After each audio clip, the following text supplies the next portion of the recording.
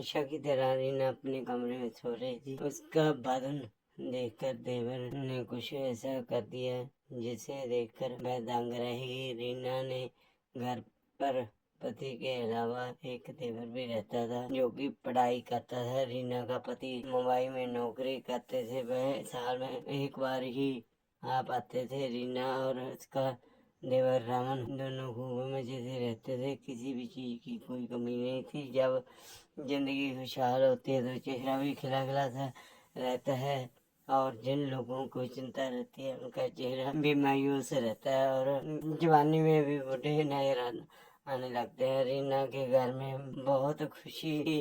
वह अभी भी जवान, वह खूबसूरत थी, बहुत खुले मिजाज की औरत है। अगर किसी भी चीज की कमी थी तो उसका पति, क्योंकि उसका पति काम के सिलसिले से बाहर रहता था, साल भर इंतजार करने के बाद एक बार ही आ पाता था और जब उसका पति आता था तब उसके शरीर की गर्मी शांत होती थी। रीना से एक गलती हो गई। एक दिन कहानियां पढ़कर अपने अंगों से खेलकर वह सो गई। इस दिन उसने ज्यादा कुछ नहीं पहना था।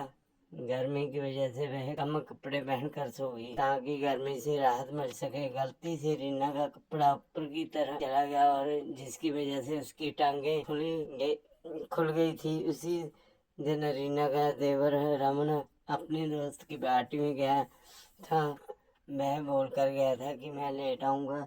रात को 10 बजे की रात का खाना खाकर रीना अपने कमरे में आराम से सो गई। गर्मी की वजह से रीना ने दरवाजा नहीं बंद किया ताकि सामने से हल्की हल्की हवा आ सके और उसने घर का मेन डोर को क्लोज कर दिया। अंदर से कुंडी नहीं लगाई थी ताकि जब वह आए तो रीना को उठकर दरवाजा ना खोलना पड़े, आराम से सो सके। रमन करीब 12 बजे रात को आया। उसने शराब पी रखी थी। जब उसने अपनी भाभी के कमरे में झांका देखा तो भाभी सो चुकी थी, पर उसकी नाइटी टांगों के ऊपर से थी, इसलिए साफ साफ दिखाई दे रही था।